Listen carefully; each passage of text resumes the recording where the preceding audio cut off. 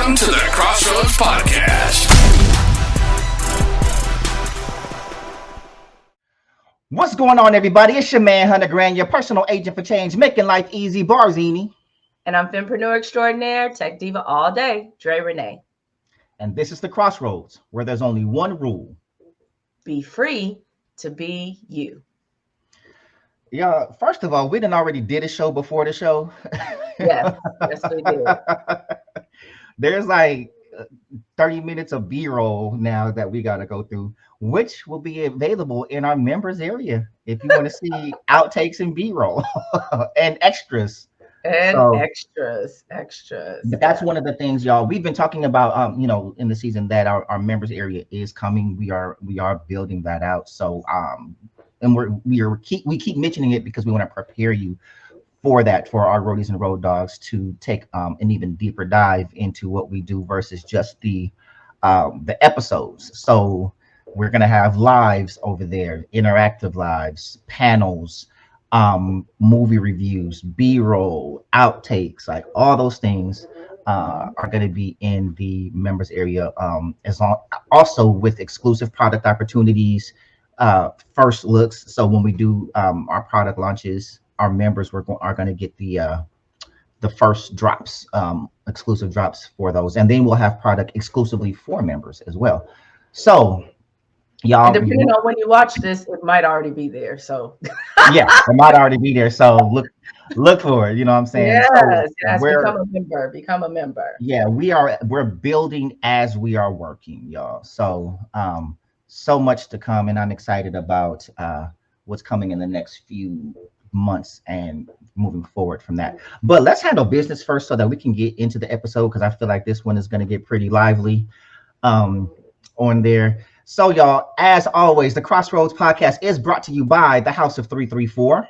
It's the house. For all your business branding and copyright needs, go to houseof334.com. It is Black owned, it is woman owned, it is Black woman owned, and it is amazing. And make sure you move quickly because the house will fill up fast. The XrossroadZ Podcast is also brought to you by the Crossroads. Y'all, you can follow everything that we do, all of our socials, upcoming events and things like this. And as we mentioned, our members area by going to our bit.ly. That's bit.ly/the Crossroads. That's THEXROSSROADZ. For those who want to donate to the show and those who continue to donate to the show, we are extremely grateful for your continued support, y'all. This is a labor of love, but love ain't free. And if you think it is, go tell your landlord that you love them, right? So we want to just make sure that we continue to show gratitude to all our supporters, but we also want to grow the show and the brand even greater, and we cannot do that without your support, your donations. But now you can move your donations over to the members area very soon, so we're looking forward to that. If you want to reach out to us, if you want to just send us a shout out, a comment that you didn't want to make on the show, if you have ideas for topics, if you want to send us questions or scenarios to be shared on the show, you can email us at crossroadspodcast@gmail.com. Once again, that's XrossroadZ podcast@gmail.com. And for those of you who are watching us on YouTube right now, make sure you scroll down, hit subscribe, hit like, share it with everybody, y'all. That's how we grow this thing, with the share. So share it with those that you love, those that you hate, and everybody else. So and those you want to have conversation with, like, we love to hear couples, friend groups, group chats, all of you, that watch, dissect the episodes and have banter back and forth. Yeah, and so what you're seeing in our newer episodes that you didn't see in the past are the question submissions on some of the shows and everything else. So those are people that are emailing us their questions and scenarios, and we are sharing them on the show.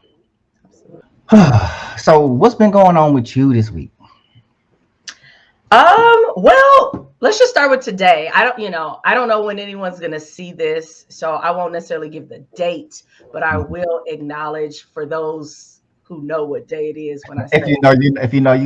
Yeah, when I say what I'm going to say. But I just want to wish all of the members of the elite Theta Epsilon chapter of Sigma Gamma Rho Sorority Incorporated a happy charterversary. We were chartered on today. I'm wearing my shirt representing Sigma Gamma Rho, Trade Club, the Elite Theta Epsilon. Yes, Spring 01 is some. You're not gonna be able to see the design, but we each have a shirt that says who we are, when we came in, and where.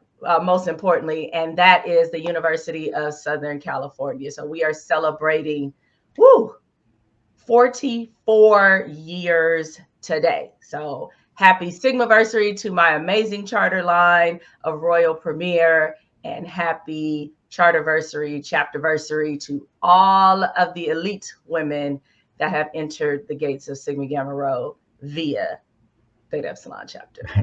Well, shout out to Theta Ep, who I will mention, and I mention every time I get a chance, still owes me a t-shirt. What kind of t-shirt? A Theta Ep shirt? Oh my God. What kind of shirt? You hadn't come through yet. Okay, so I'm not involved. Yeah, Wonderful. not involved. Yeah, this was 99. So this is how me and Maisha met. Okay, so she owes you a shirt.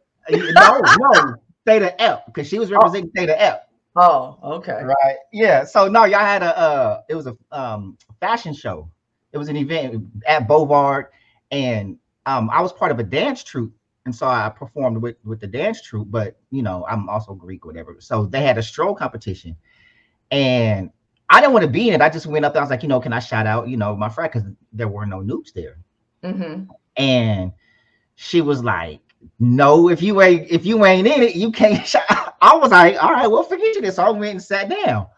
They started having the competition, and then I was like, oh, hell nah. I ain't like, nah. So I saw the competition. Then I went up there, represented, killed it, won by myself, solo, or whatever. And I was supposed to get a t-shirt for winning the stroll competition. Oh. And so that's how we exchanged information so I could get my shirt. And then we just became friends. And I never over got 20 years, and I still ain't got my shirt. That's hilarious. I should call her right now. She gonna be right. Like, I'm gonna need my shirt from 99. Right. Matter of fact, hold on. Let me see. Shit. Yeah, let's see if she gonna answer. And you better start with happy chapterversary. I am. Oh, okay. All right. Hopefully it ain't nothing we got to bleep out. I know. Sheesh. Hello? Best friend. What's up? Hey, Happy girl. chapterversary. We definitely can't use that. We definitely can't use that. I'm just saying that I would listen. I know it's your chapterversary. I was calling to say happy chapterversary, and that you still owe me a damn shirt. Oh, you know what? I'm gonna give you a shirt, and it ain't gonna say what you wanted to say, but it's gonna be fun. I just wanted to know. So also, I'll be remiss if I didn't tell you we're actually recording a show right now, and we were talking about it. I was like, let me call her and see what she's gonna say. So it's not live. It's not live, but you are on speaker.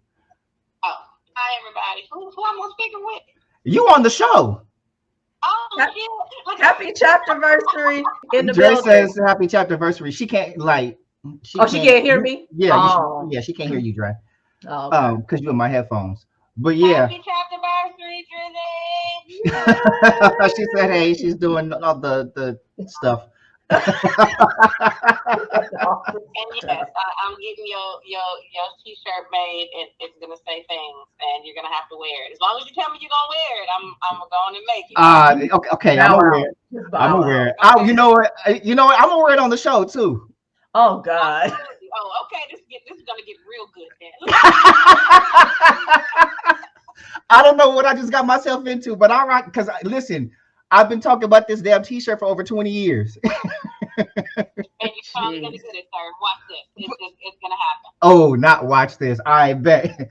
All right, I love you. Love you too. Love you too. Bye. Have mercy. So for everyone who's heard Maisha's name or her initials, if you MP or by that's Maisha. her. So Yeah. She said, "Oh my chapter soror." See, you got yourself into some stuff, and I have no idea what. It's gonna be colorful, I'm sure. Whatever it says, it's gonna not too colorful. I don't like a whole lot of colors. No, I just mean what it's gonna say. I'm sure it'll be in the appropriate colors, but colorful. The sayings probably will be colorful. Yeah, she probably gonna say something like "Noobs don't cry." That's like an inside. Have mercy. Have mercy. Yeah, that's a whole. We got to talk about that line off air. But what did we come to talk about this week? Yeah. So this week we are discussing life after cheating. Life after cheating. And the funniest part is I was like, I don't know that I can contribute because is there life after cheating? I'm thinking about somebody needs to lose their life after cheating. I was not even thinking like, oh. Like, how do we navigate in the aftermath? Yeah, in the aftermath of cheating, how do you go on? That was not what yeah. Old Dre start coming back like, what you mean, life after cheating? You don't live after you cheat. Like, hold on, like what am I missing here? Right. Because the only thing that's gonna be missing is you. Yeah, you're out of there. Yeah. Shout out to hashtag boo. Yeah, indeed. Yeah, you in this. Like, I don't know how many people I've heard like, hey, listen, I don't know what we got to do. It's so real. It's so real. I never really, I guess I didn't give it a lot of thought anyway until you get married. But it's like all that you go through, right? Like, just even preparing yourself to say, I do the money that you spend if you are paying for your own wedding. For some people, that's a hassle, you just to get the families and the friends together and the right guest list and what you're going to eat and all these things, pictures, videos. Then you're moving in together, unless you're already together. Perhaps you're having some kids, you're merging your assets, you're getting assets together, go through loss, things that may happen on either side or together. And then somebody's like, oh, I went over here and did a little yang over here. Oh no. Like, we were talking about it last night in hypotheticals. Listen, when I tell you some of the biggest fights happen, he was here. Like, I know I ain't going to work every day and busting my tail in the blah, blah, blah. And then I was like, hey, I haven't done anything. Oh, and I would think it would have been the other way around. It was a full-fledged situation. And I had to like, hey, I'm here. I have never done anything. There's nothing on the horizon. It's always the quiet ones. Yeah, but I'm glad he has that kind of passion. Duly noted. Yeah. But before we get into that, I did these were unrelated because I didn't necessarily know we were going to do this topic today. But yesterday was interesting because I was listening to a pod where there was a couple who is maybe about 10 or 11 years post infidelity. And at first I was like, well, look at that. There is life for somebody. But there's more life than we even know, because not everybody, That's true. And a Christian couple. So they were talking, again, from a spiritual lens, and that they could not do that in their own strength. There's a conversation, we were having yesterday. A part of it was, okay, these people have made it, and God forbid we ever go through this kind of situation. I was like, but I could potentially, in the way that they were expressing, like really going to God together, like help to heal us individually, help us to heal as a unit, re-enter our situation, because in some cases, we may not have, had God in the middle of our union. So that, talking through that thing, I was like, I guess I could see how people make it through. I was like, but my challenge is, I feel like I might be willing to think about it and you wouldn't be willing. He was like, you right. It's not funny, but it's funny. It's only funny because we're not going through it. Right. But that's a very real thing. Like, there are women, or I feel like more instances where women are like, okay, I'm willing to see it through. And we can argue about what those reasons are. Many times financial, people say that like, oh, she's staying just so her quality of life. It's a gnat. Anybody that didn't matriculate it. Right here, I was like, I don't know. It got over here from thousands of miles away. you know, people might say that, like, right, you don't want your quality of life disturbed, you know, or you financially dependent, so on and so forth. And so you're willing to kind of go through and take anything. But let's just say, you know, for the sake of something positive, that the woman's just really like, this is the man I married, I made vows to, I'm in love, I built a family with, I feel he's earnestly repentant, and I want to give I recognize maybe the role I played in this, and I want to stay together. But on the flip side, y'all be like, no. And it's true. It's simultaneously true and false, and this is why, right? Because I think what needs to be discussed is context and the type of cheating and what you consider cheating, right? And so when you take what our primary mode of fulfillment is and you betray that, I 100% agree that women are more likely and probably have worked through and forgiven physical cheating more than men. Emotional cheating, right? Not so much, right? You love her. Exactly. You talking to her. You sharing your feelings. Right. And so when you break it down, and I've said this on the show ad nauseum, right? Our primary as men is visual physical. Like that's how we express love. That's what like that physical attraction like has to be there. This is what we are. We show our love through visible physical means. I'm gonna pay this, I'm gonna do that, right? Whereas women show their like emotional fulfillment is your primary.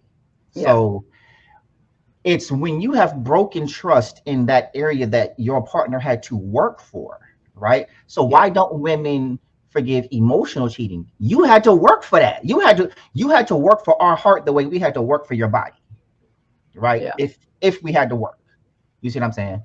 And so and on both sides, sometimes you dive right in, but like because men, we don't just dive into love. You know, are we just kicking it? You know, we cool. I want to see where this is going, right? Because when we give our heart, how many men are in jail because they got cheated on, right? Crime of passion or whatever.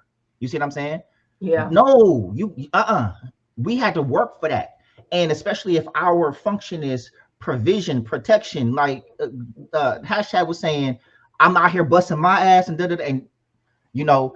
And so, like, let's keep it 100. I've been the cheater, cheated on, and cheated with, right? I know what I had to do with a woman that I was cheating with. Nothing. I didn't have to do nothing, right? Whatever she was going through over there, she needed to feel good. Whether that was emotional, blah, blah.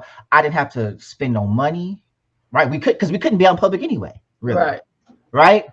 I didn't have to do nothing. Come through when you can at your convenience. I'm here. It cost me nothing, right? He at work. He doing this. He blah blah blah blah blah. And I'm over here. Everything you paying for, and then you go home and you ain't giving him none. And if you are, it ain't the same, you know. Because like, let's face it, cheating sex is better typically. Oh, jeez. Because it's like, because if you really out there risking it all for some mediocre, that would be because I know. Listen, and I'm not promoting cheating. I'm not telling y'all go out getting some cheating sex. But what I'm saying is, it's a level of excitement. Oh, we could get caught. Oh, it's new. This person does something different than the person I'm with. Because when you're with somebody, it can get monotonous. You know what I'm saying? Or I don't even like you today. I'm not trying to get freaky with you, and like it's the same. You feel me? Like variation, it hits different. So you in there, boom, boom, boom, boom, and the person you cheating with, it's not that they're better than the person you're with. It's just they're offering something different, and you can get caught up in that one thing that's different because a lot of times you're cheating to fulfill that one or a couple of things that you're missing.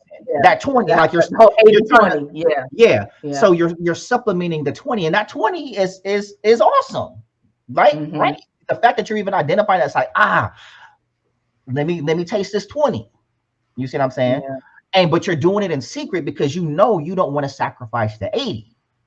You know what I mean? And so like there's those things. So when you talk about physical cheating, because we're physical, we're visual, you know what I'm saying? Like, what do we want to know? Like me is like, did you do this? Did you you know what I'm saying? Like, are you doing with him what you did with me? Or are you doing things with him that you don't do with me? Oh, that's probably even worse. You feel me? And then, you know, ego plays a part because now we're feeling inadequate in a lot of ways. Is he bigger than me? Is he better than me? Is he, you know what I'm saying? Are you, you know, I don't want to get too graphic, but like, we know what sex entails. And not only that, it's like, I know what you did with me early on when we was hot and heavy. So I know what you're capable of. And you giving that to somebody else, what I had to work for, that's supposed to be for me. Right. And so on the flip side for women, when it ain't like, hey, listen, baby, it was just physical. If we can convince you that it was just physical, we got a chance. I'm not saying I'm just saying we got a chance.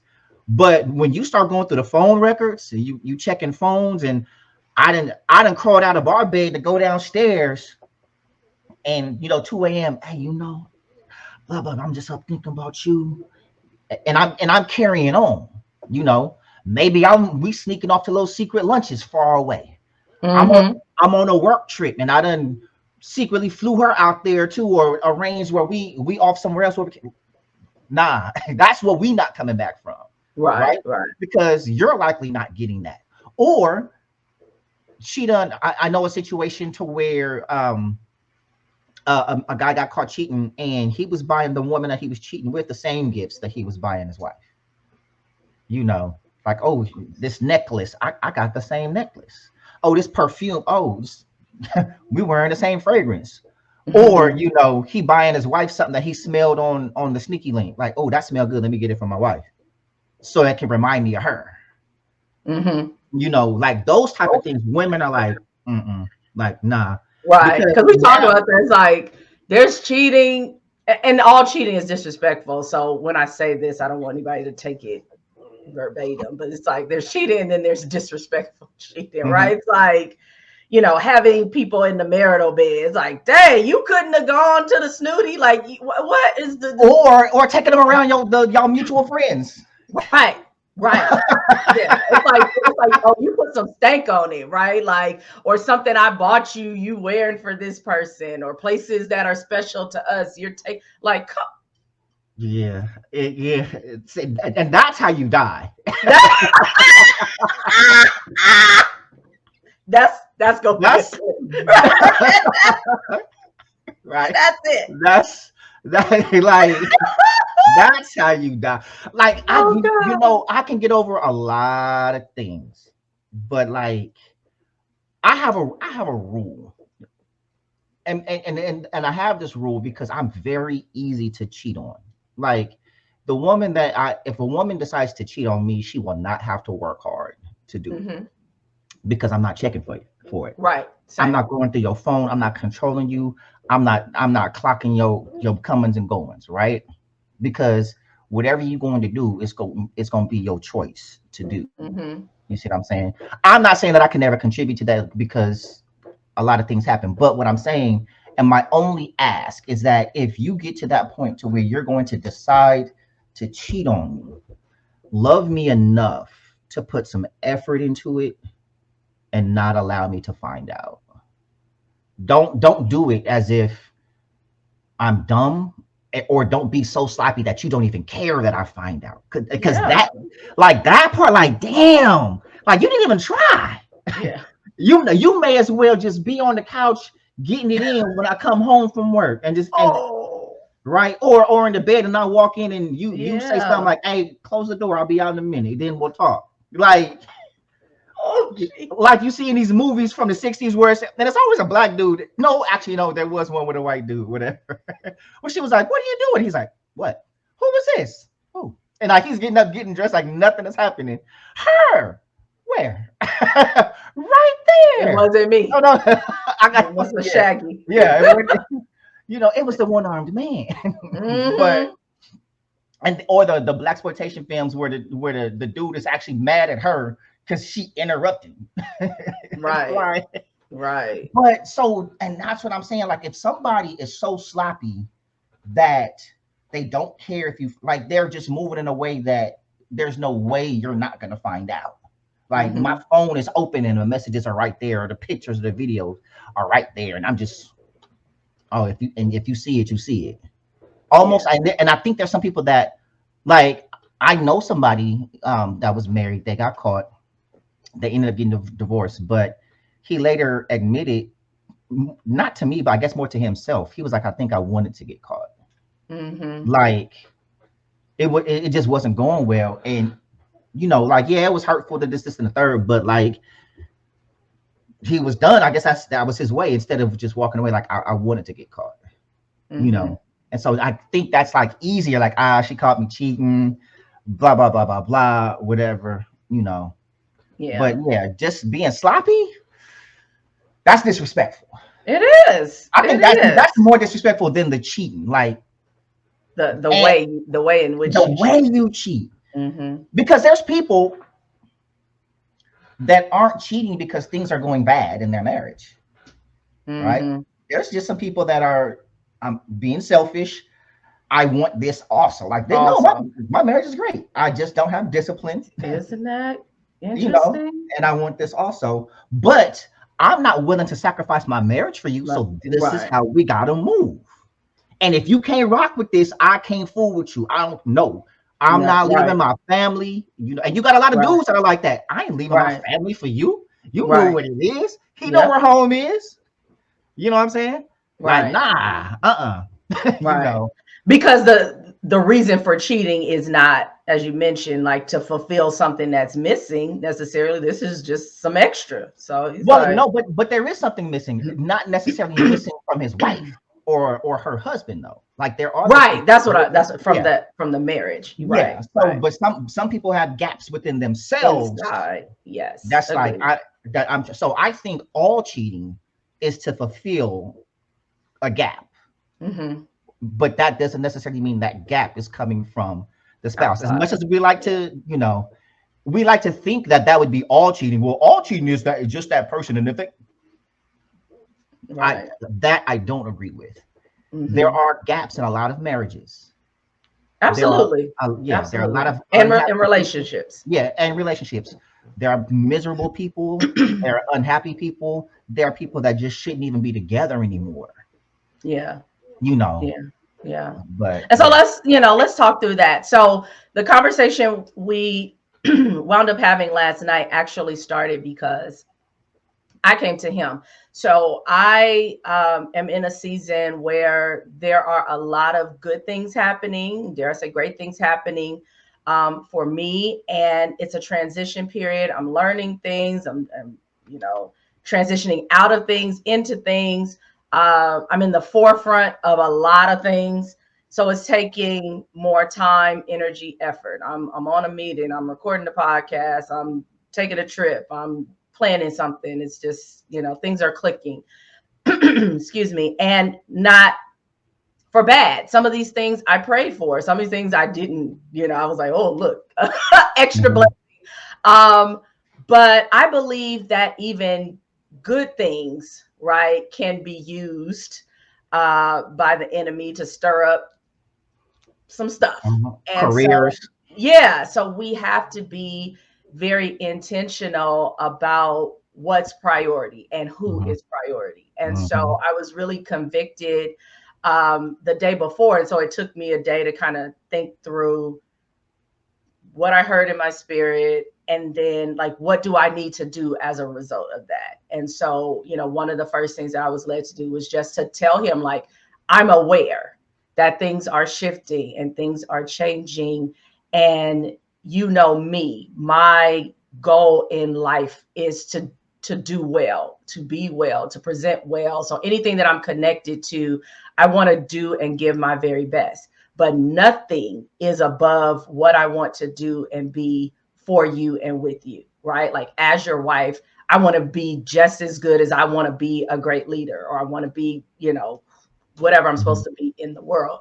And so, I was talking to him about trying to figure out, not even necessarily the balance, because we talk about balance, but there's no such thing as equal, right? Something's got to sit down when something else rises up. And so, hey, I might be thinking that I'm doing well over here, and I might not be doing well. And so I want to, submit myself to, like, what is it that you need that I'm not giving, or I might be missing the mark, I might not be thinking about, or, I'm misinformed, right? I want to check in, tap in.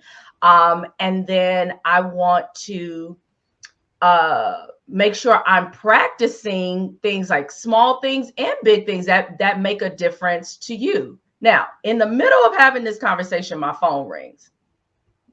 And I look down, and it wasn't not necessarily in the middle. I finished my statement. He had made some statements. It was kind of a quiet time, but we hadn't like dismissed as far as I was concerned, right?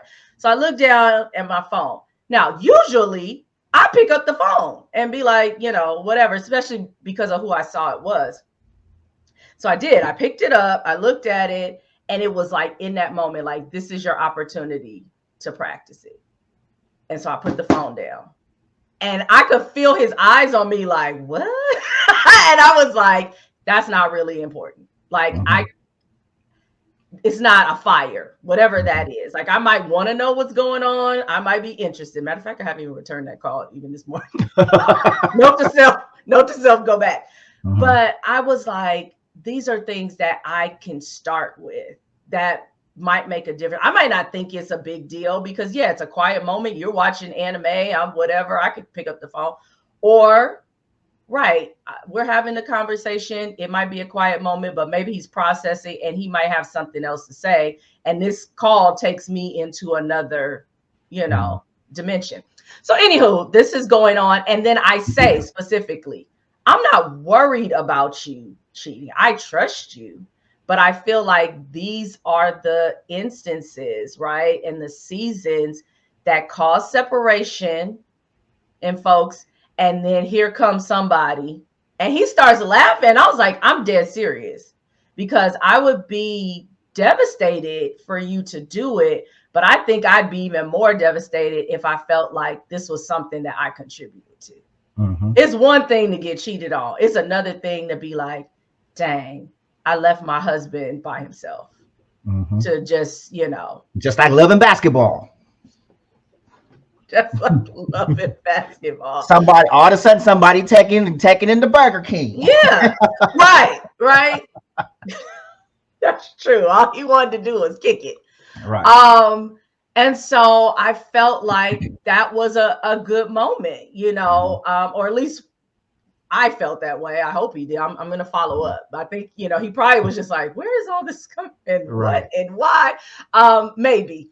But I just felt like it was something in the moment to say, and then something to demonstrate because of the type of person he is, and his love language in particular, primary is actions. And so, yeah, you could say whatever you want to say, but I think I put the punctuation on it, even though it was a small gesture, or I considered it small. Maybe it was big, to him. So I'm sharing that, perhaps somebody can think about something in their own life or their relationship, because you can get, your tunnel vision because, you're working on something, or you feel called to something, or perhaps it is a financial thing. Like, I need to do this so that we can bring money in. And all those things are important. But particularly in a marriage, nothing is more important than the person that you're in covenant with. And, hopefully you're with a partner that will understand when you do have those times and spurts where you need to be singularly focused or mostly focused on what you're doing. But it's because you've deposited so much and poured in so much here that they're like, okay, I can give you what you need there, because I don't want anybody to feel like, oh, if I'm ever working on something, my husband's gonna cheat on me. Like, but let me drop this, and I don't know if this is a thing within your sorority, but I think it should be fraternities and sororities alike having workshops and summits about home life and working. Because as you're talking, I'm thinking to myself, like, this is a relationship. Like our friendship and our business relationship is a relationship, right? This relationship, this particular, and I'm talking about ours specifically. This relationship does not work if you and hashtag boo's relationship is not working. Right. So you will never get pushback from me. Like even the conversation we had, like, hey, we can't do this today because I got to do this with my husband, or blah, blah, blah, blah, and go, right? Right. Because if you got trouble there, this is going to suffer. Yeah. You know, like it is what it is. It's like, hey, I got to take a couple of weeks. But also that's why we work the way we work. You know, we work ahead. We don't work in real, like episode to episode. Right. Because there's going to be times where, you know, so me, I don't have a wife that I have to tend to. I have other things to tend to, but nothing as important as a spouse. Right. So I have to support her marriage in order for us to build this brand, because his support is just as important to me as it, you know, you see what I'm saying? Because if he removes his support, this falls apart. Right. You feel me? And so so when you think about the things that y'all are doing in your lives, the things that you're trying to build, your affiliations, your associations, your businesses, your careers, the people that you associate yourself with have to be supportive of your marriages, right?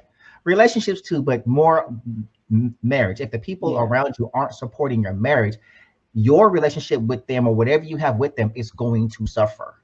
And if they're prioritizing you over their marriage, there is a problem. And you need to be working with them to fix that.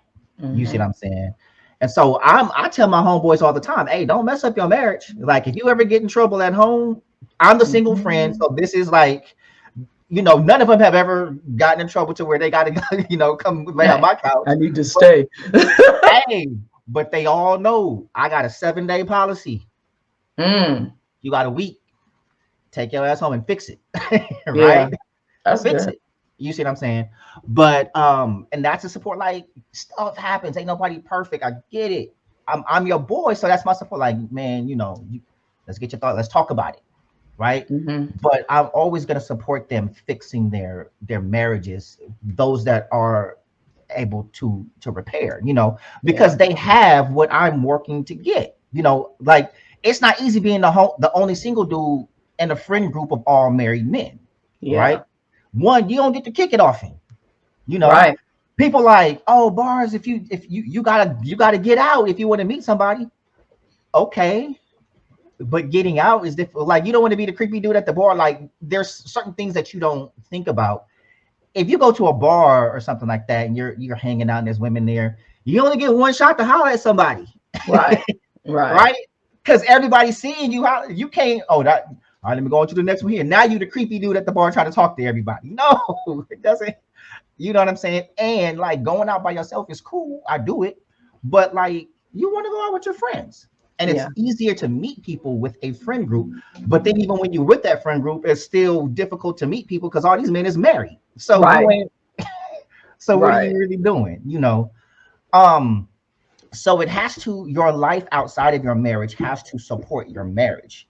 And that's and it makes it easier to cultivate. But also to your point of contributing to somebody, you know, cheating, that balance is hella important, right? And if you don't have it, also like these are conversations. Like, yes, things grow after the marriage and opportunities come, but before that, if you have aspirations to be where you currently are now before you ever get married, those are the things that you talk about. You know? And I had a conversation with a friend yesterday and we were just talking about like various things, but she was saying a lot of so we were having a what you bring to the table conversation that, you know, keeps coming up. Right. But the things that you are doing now are things that you bring to the table. Yeah. Right. So that's a conversation like, hey, you know, I eventually want to run for this particular office. This is what it entails. This is what I'm going to be having to do. Hey, I have this brand. I have this blah, blah, blah, blah, blah. Like, these are the things that I'm doing. It takes a lot of my time. Right. Yeah. And how do we navigate that? How do you feel about that? How do you you know.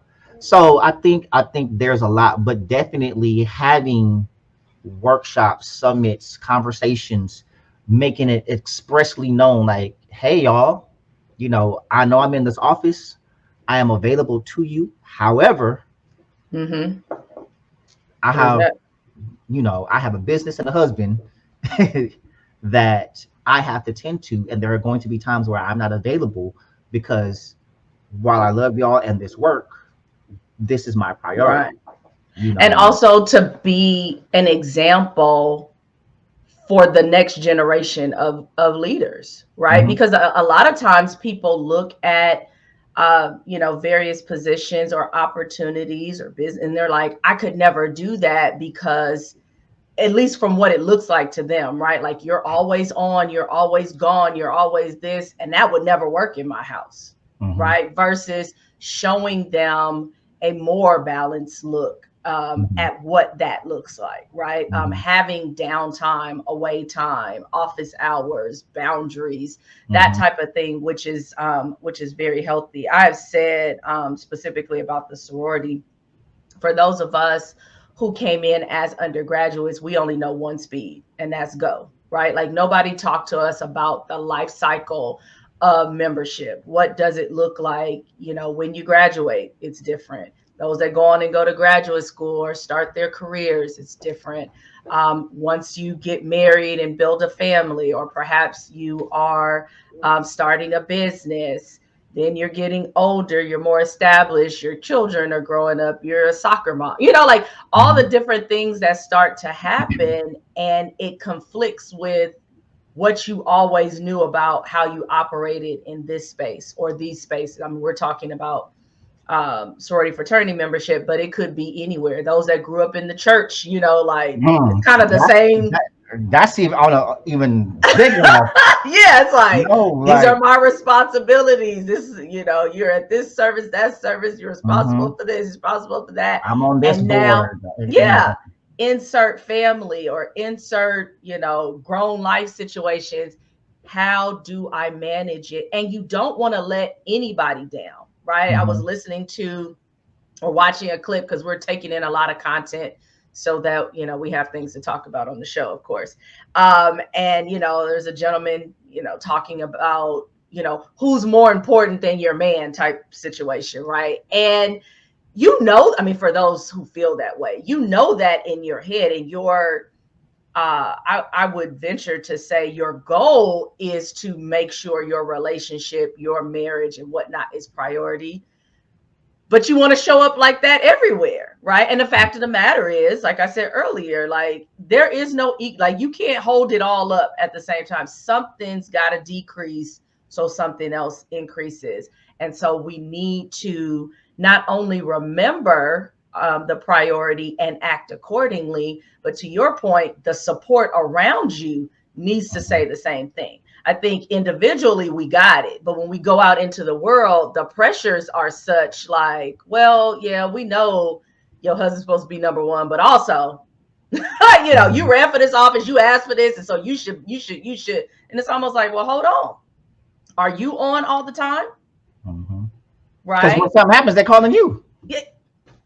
So yeah, so it's like, hey, I had a text message that came in this morning. There was a couple of us on a team that have been texting yesterday, and there was one person that did go noticeably silent. I didn't think anything of it. I was just like, well, she'll respond whenever. But the text was just like, I had a really rough meeting that I went through. I needed to decompress, and today's like a mental health day. I'll have a response for you tomorrow. Mhm. There was nothing we're talking about that could not withstand till tomorrow. Mhm. But I think we're just so used to, everybody, not even necessarily in relationships, everything is right now, right? Mhm. You're able to text people right now. You can send a little voice message right now. You can, all the different thing, microwave now. But when you think about it, we didn't grow up like that. You left the house and nobody talked to you again Until you got back to the house. until you got back home. There wasn't. I mean, if something was an emergency, of course, you could call to somebody's job or maybe call to school and get the kid checked out. But that's not something you did every day. But notice this, you notice how our relationships and expectations of relationships shifted with technology. Like let's follow the timeline here, right? When we grew up, we just had telephones, right? Just the telephone, the house phone, right? One number for the whole house. Then you got a little older, you may have got your own phone line in your room, right? Like you want my phone too much, you're going to get your own line in your room. Then depending on the age, you have to pay for it yourself. I have my own phone, but not phone line. Now, I have my own phone line, right? In my room. Yeah, my cord, I'm walking around. And then when you had the cordless phone, now you can walk around the house, right? Yeah. So for the younger generation, that wasn't always possible. Like house phones weren't mobile. Right? Tied to the wall. You sitting there, twisting it around your finger. So then you start going to pagers, right? Yep. Now you got a pager. Now it's like you're not at home, but somebody want to talk to you. Now, so we're shortening the response time. So now I'm looking for a phone or a place to call you back because I'm not home. Yeah. Right. Now we shift to cell phones. Right. Yeah. It's not always immediate. You see what I'm saying? It's like, I gotta call nights and weekends. Nights and weekends. Let me call you when my minutes are free, right? Let me call you after 7, or if you was a baller, at 9 if you had the regular plan. If you had the regular, So let me call you after 9 o'clock, because this bill. Then we move into texting, or at the time 2-way, right? And now we get into the immediate full-fledged, texting, pictures, videos. Exactly. So let me see you. Send me a pic. Right. And so we start creating a need where one previously didn't exist and didn't affect the relationship. Like I don't have an expectation for immediate response from you because the ability to respond immediately doesn't exist. And we're fine. Yep. And we're fine. But did you die? Yeah. And there wasn't that. Well, they didn't answer the phone. What are they doing? Like, and creating whole narratives. Right. If you didn't answer your house phone, it meant you're not you're not home or you're on the other line. Or you're on the right. You might get burned. So you even get the busy signal. Bang, bang. Oh, well, who were they on? And then sometimes you just take the phone off the hook if you don't want to talk because that was D&D back then. Right. Yeah. So there was so now it's like with the ability to communicate more immediate, we start creating narratives. Well, you could have answered the phone. Why aren't you answering the phone? You have the ability to text me back. Why aren't you texting me back? You must be doing something that you instead of this person needs space. And I tell me, I'm on record. My phone is not a leash. Yeah. If I don't respond to you, it's because I didn't respond to you. It's because whatever I'm doing is the priority at this moment. Not that you are not a priority, but when do I get to prioritize myself? I might need a little space. I might need to finish this task. Is it an emergency? You know what I mean? And so I've even like some people that are texting me like, oh, somebody's like, oh, can we have a conversation tomorrow? I don't know what this conversation is about, but what just happened that we talked about, I was dealing with. Whatever conversation that you're trying to have with me, ma'am, I honestly don't have the bandwidth for. And so I just, today's not a good day. Another friend called, I didn't answer. Then they text like, hey, I need you with like exclamation points. I'm going through something. So my response though was, I'm not in a headspace. Is it urgent? Like it's not that I don't want to be there for you. Like certain friends in certain situations, even if I'm going through something, I will still show up for you. Right. But we have to have that communication to where, I understand you're going through something. Like if you hit me with something and I say, I don't have the headspace right now, is it urgent? And if it's urgent to you, it is. So I'm gonna put what I'm going through aside in that moment to find out like what's going on with you. I'm not even talking about what's going on with me. You might ask that later, but like, no, your matter is urgent right now. Let's talk through that. I'll show up for you. But if there's a chance that can wait, I'd appreciate it if we can let that wait. So her response was feel better. So clearly, I still don't even know what it was, right? And we've talked since then. She hasn't brought it up, right? Yeah. So that was that. Hey, I'd rather not. If I don't have to, I'd rather not. Mm-hmm. But and that's you having boundaries, for yourself. And it again, this whole thing about communication is very important as we reflect on cheating in a relationship, because yes, you need to express.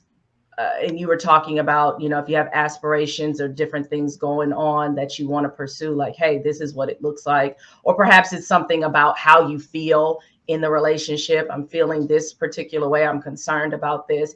And then the other part, like there has to be participation from both sides, right? If, your mate is expressing to you, I would like to do this. I want to write a book. I want to go on vacation. I want to be a painter, like whatever it is that they want to do, then be honest and open back. And even if that is, I need to really take that in and process that. Somebody might say, I want to quit my job and just, figure out what I want to dance. What is in the atmosphere for me? What am I called to? Right. And so I think really good partners always want to support their partner, right? Like they're like, okay, however I can support you, I'm down.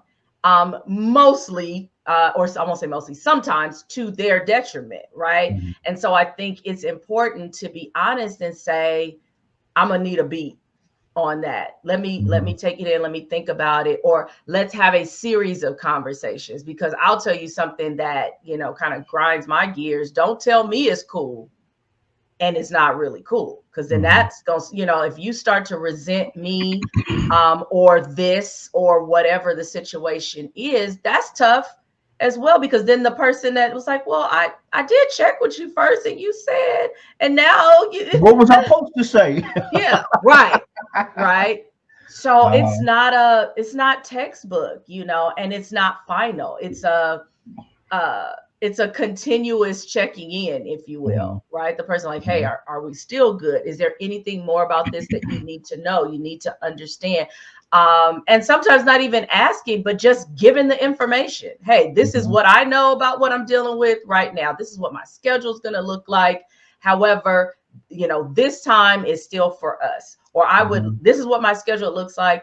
Let's sit down together and plot time just for us. Like, you have to be proactive, because yes, there are people in the world that are looking, like, it's just like anything else. they want to take your spot flash. Okay. And so you ain't gonna get it because you ain't got it. Right. So you got to make sure that you are on your P's and Q's to the best of your ability. And listen to the language of the people that are around you. Y'all, we talked about making sure that your circles are supportive around you of your marriage. But you also have to remember, people are watching your marriage, especially when you are out front in some kind of capacity. Yeah, man. Right? They are looking for chinks in the armor, even on a subconscious level. It's not even always like, right? And there are some, like, if you pay attention, there are some telltales. Women, like, I see it in women all the time. I know when home ain't right. Right? And I'm gonna tell you how.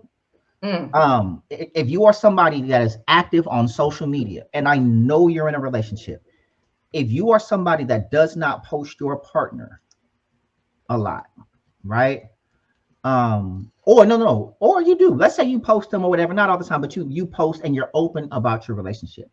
There's somebody that was on my timeline. She never really posted herself. She didn't really post selfies. She would just do posts, not a whole lot of pictures, right? Then all of a sudden, I started seeing an influx of selfies, an influx of, and ladies, I don't know if you've picked up on this. Men, we know it. We see it all the time. When women start posting a bunch of development or self-help or a whole bunch of uplifting quotes, trouble in paradise. If she doesn't normally do this, right? So you'll see, might be the tea, might be this. Then all of a sudden, working on myself, becoming the best me, only God can judge, under construction. Oh, they fighting, something going on, right? when you start seeing a whole bunch of, like she's starting to post herself, oh, getting back to me. But like we see this, we know that there's a problem in the relationship or y'all broke up. You know what I mean? When we start seeing it, and I'm not saying that's absolute 100%, but 9 to 10, something is going on. Right. So be careful of the conversations you have, even with your homeboys, right? Don't start telling everybody when you're having problems. One, you might work it out. But 2, when you got that homeboy, y'all are cool and y'all always been cool, but you don't really talk that often. Now all of a sudden he's hella communicative and just checking on you. What's been going on? I've been thinking about you a lot lately. And so he's saying all kind of stuff. And here are questions that men ask. How's the married life going? Oh, right? God. Yes. Sublime. Yeah, right. Now you got some that might just be genuine, but like it's when a man that you don't talk to very often asks you that question. It's good. Everything's going good. I'm straight, right? Because you got to get time to feel that out. You know what I'm saying? Because when we not together no more. What? I thought y'all was gonna be together forever. Y'all was gonna go the distance. Yeah. Sorry. So, and then it starts to get to now he's that listening ear, that shoulder to cry on. He been watching for a minute. You know what I'm saying? And same for women. Don't we might have to. Oh no, I see them coming a mile away. They ain't got no new pictures for me, but. We might have to do a whole, and matter of fact, let's put a pin in that, because I want to do a whole episode just on tips to avoid just the vultures. Like people's intentions and things that men and women do when they trying to, you know what I'm saying? Right. You start seeing them dorsal fins. Man. And especially God bless for those of you who are very green and just don't. Because that happens too. Like, I just thought they were being nice. Oh, they were. you just don't know how nice they was trying to be. Right. So, we got a question for this episode. Let's get to a couple of questions real quick. Okay. Here's one. Hey everyone. This is maybe they didn't want to tell us who they were, and I understand. I've been thinking a lot about life after cheating. It's a tough topic, but one that I believe needs more open conversation. How do we navigate the aftermath of betrayal? Which is the point of this conversation.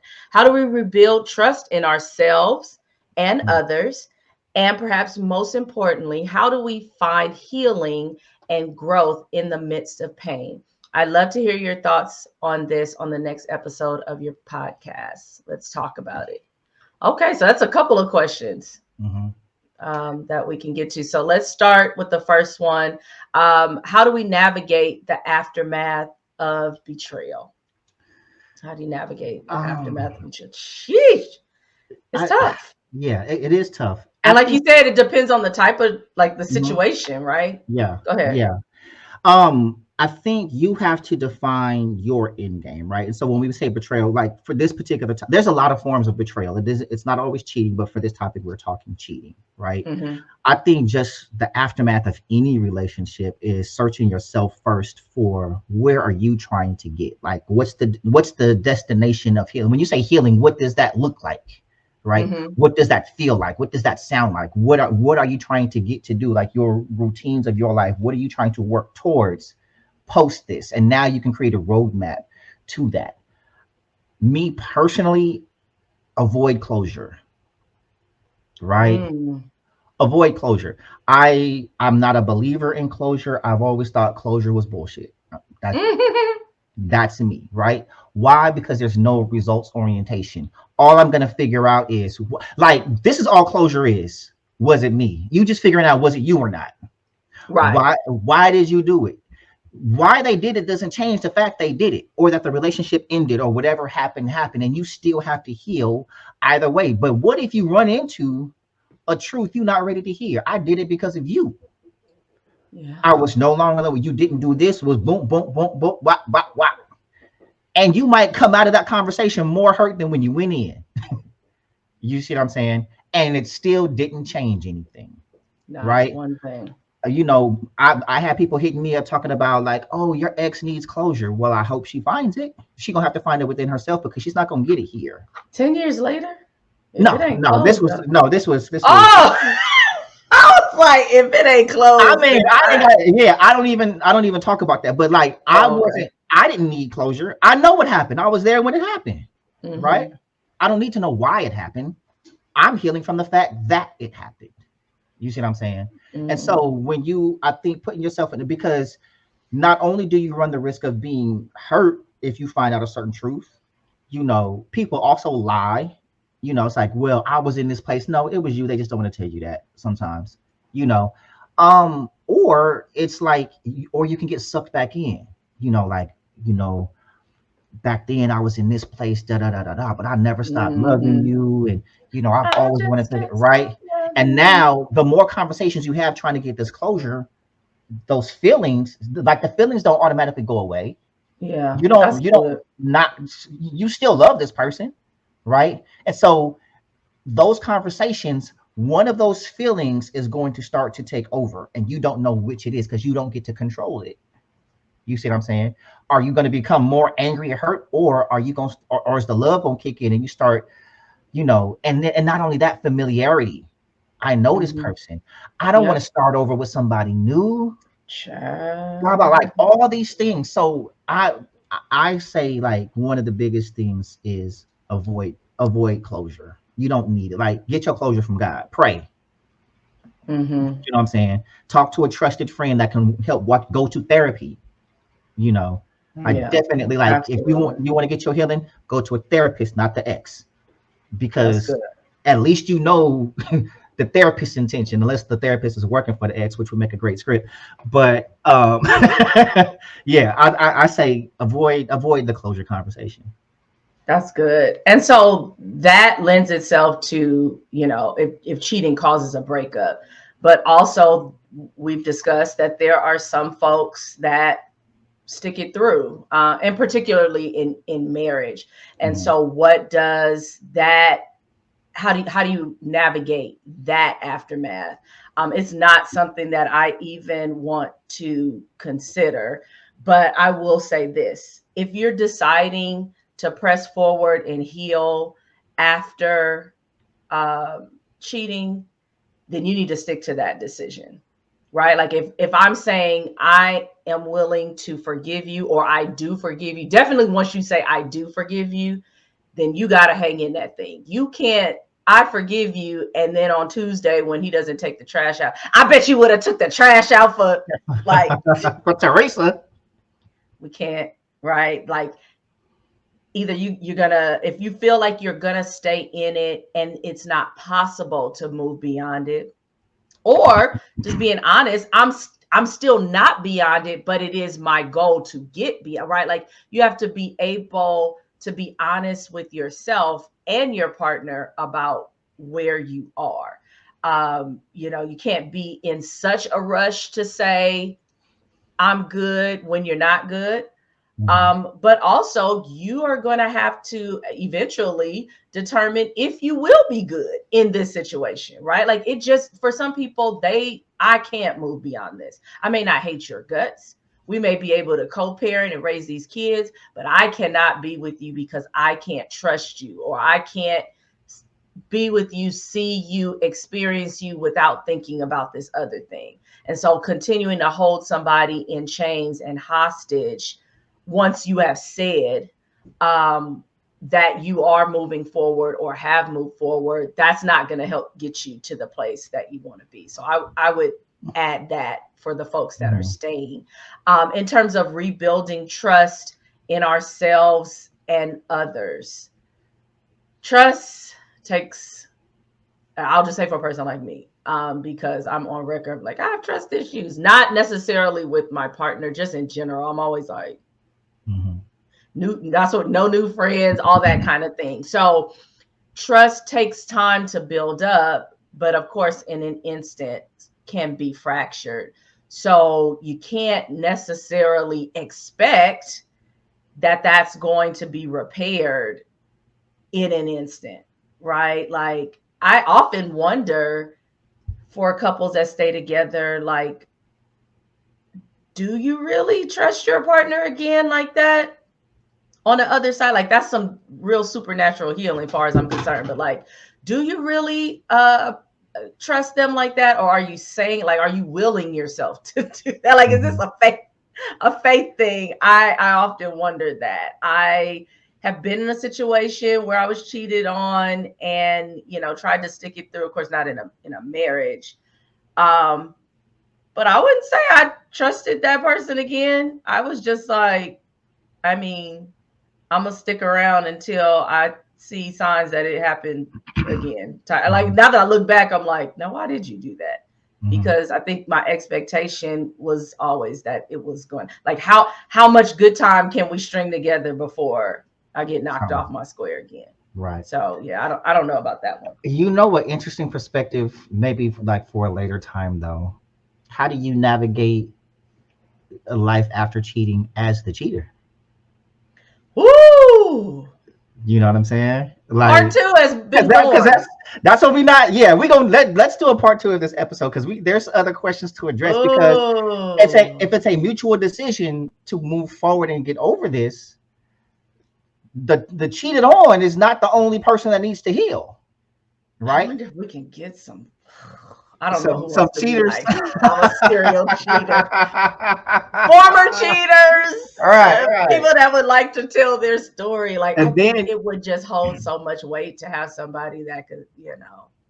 Talk through so that. Like, we're gonna search for that. So I don't want to get into that aspect now, but let's definitely do a part 2 and see where we can go. Like, because that's something that needs to be talked about. You know, and I know we like to think a lot of men cheat. You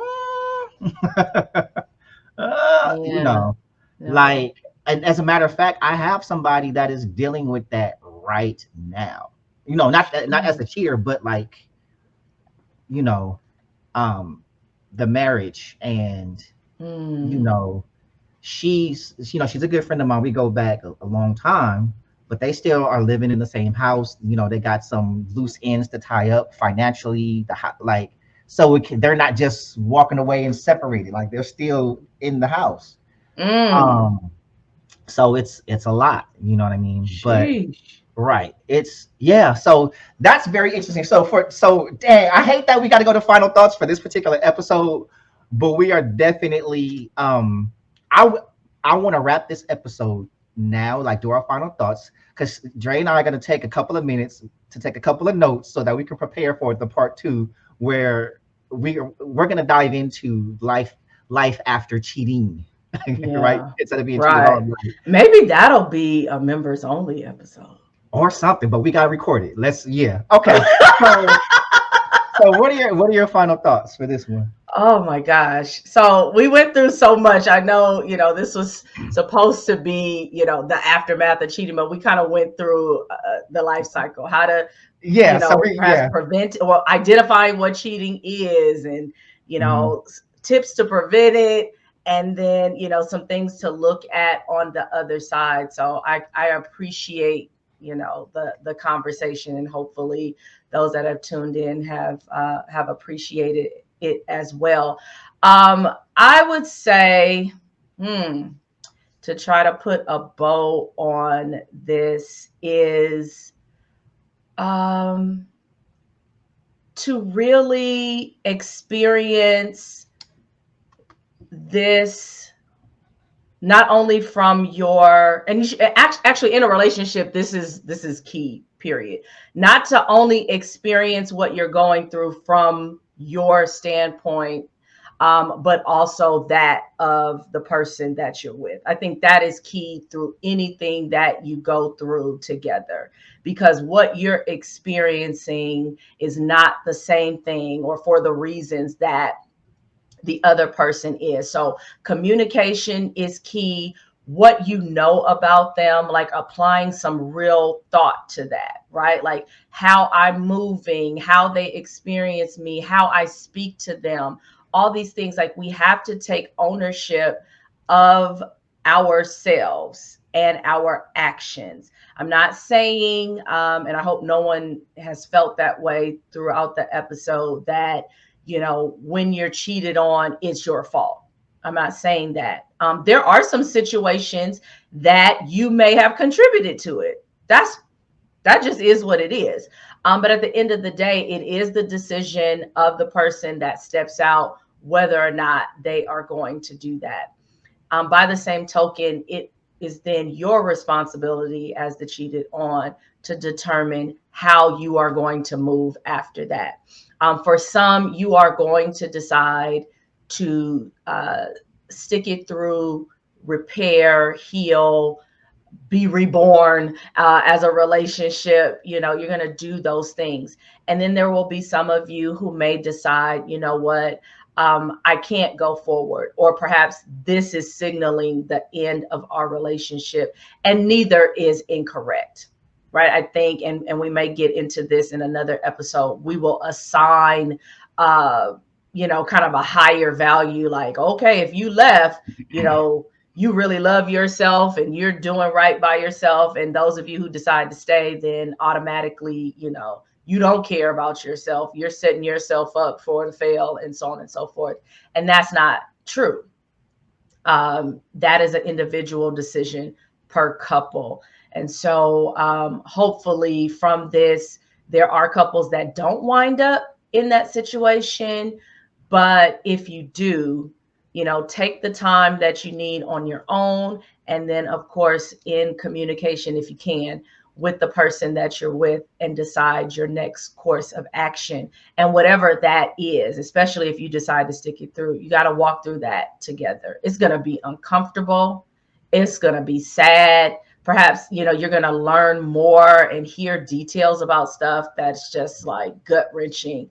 But if you decide to go down that path, that's necessary, because you don't want stuff popping up on you, you know, a couple of years later after you feel like you've, you know, kind of gotten to the other side. And then it's like, you went where? You did what? You know, put it all out there, you know, as messy as it is, so that you can clean it up and move forward. And I do believe that there is beauty and healing on the other side. There are people who are now mentoring other couples because they went through what they went through.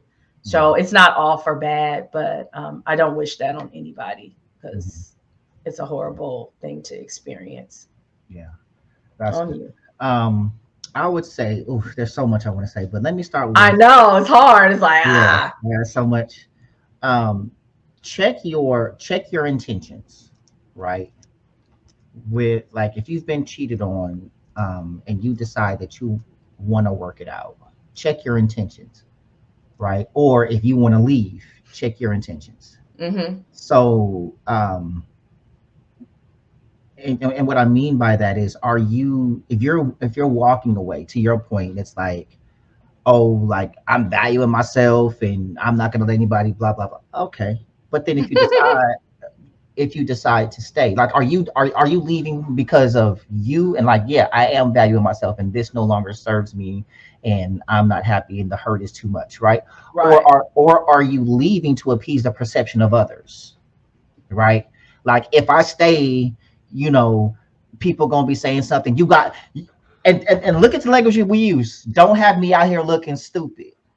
Look, right, that is that's a household huge mantra. We say that. Yeah, but when you think about that, that is about the perception of others. It is, right? And I get it, like, nobody wants to look stupid, but when you're making a decision to walk away from your spouse or your relationship, do it for you. You can't do it for others, right? Because who are the ones watching? Typically the ones that ain't got nobody, because they got more time, right? Yeah. The ones that you run into and like, oh, girl, he ain't about nothing. Or, bro, man, she ain't nothing. Like, you already know how these hoes it. Like, unhappy people are never going to encourage you to go back and be happy.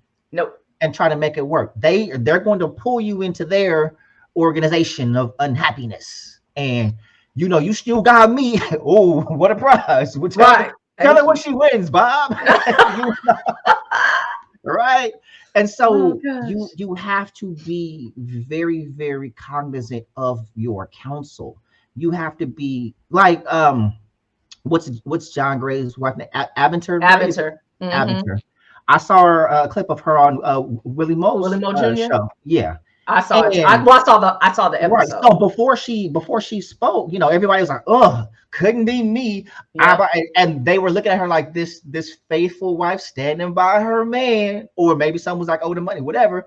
And she was like, "I wanted to kill him." Yeah. Like, don't think for a second that I didn't even choose this life. He came home and told me he was about to be a pastor. I wasn't a first lady. Right. I didn't sign up for this life. Yeah. And then you going out cheating. And so what you see ain't always what you think you see. Yeah. You don't know what's going on at home. You don't know what she's enduring, going off. She probably didn't beat his ass a couple of times for all we know, trying to work it out. And that's one of the methods of working it out. Like, like my friend that I told you that's in the house, this dude was on the couch sleep, and she was looking at it and she just snapped and went over there and started whooping his ass. Hey. Like, because understand. And that's not even her. Like, this stuff evokes all kind of stuff in you, right? Yeah. That you never thought was there. So be careful of your counsel. Check your intentions on your decisions. Like, why am I doing this? Not only am I leaving to uphold a certain image, also am I staying to uphold a certain image? Am I staying because people think that I should? Am I staying because, I'm the pastor, or I'm the first lady, or I got this and we got to protect the brand? I get it, but what's more important to you? And then are you able to stand on that decision?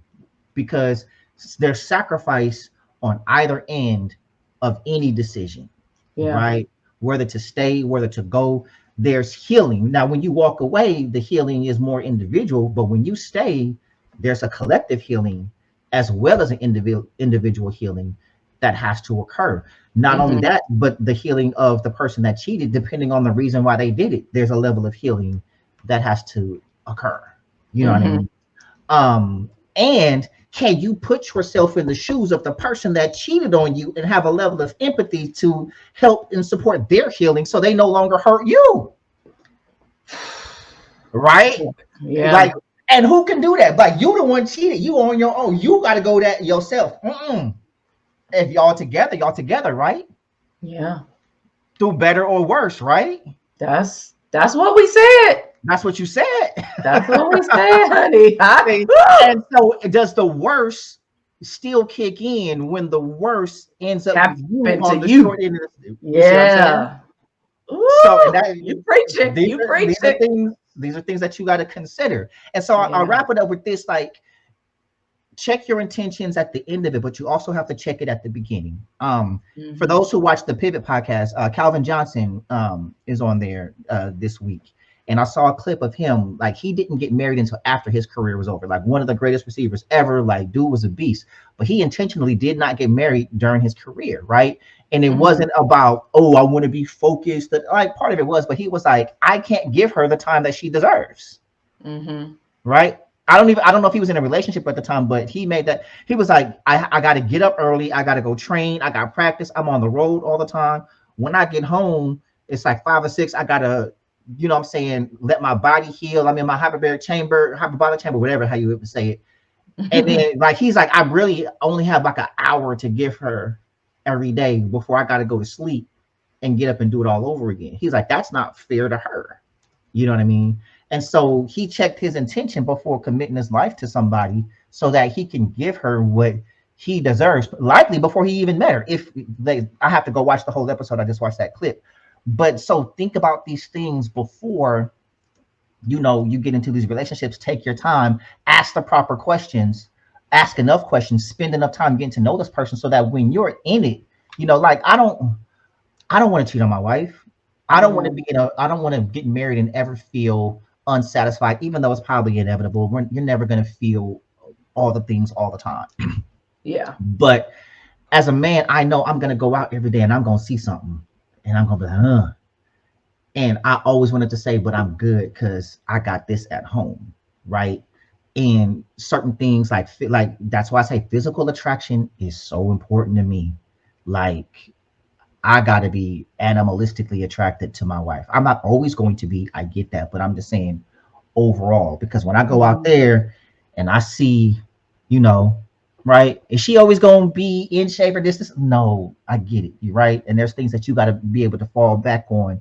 Like, no, this is my woman, this is my wife. I get so many other things, but at least that those things, like, I need her to be this thing that I'm not willing to sacrifice or give up for something momentary. Right.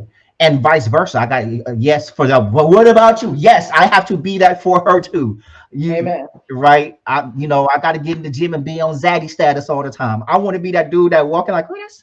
I say, girl, you feel me? I'm trying to make your homegirls jealous. That's my goal. Well, you feel me? Hopefully they just jealous and not trying to contribute to the topic of this episode. So, you gotta be careful with all your. But I'm just saying, I'm trying to make your girls wish they had a me at home too, but not me. A me, not me. That's what I said. Be careful.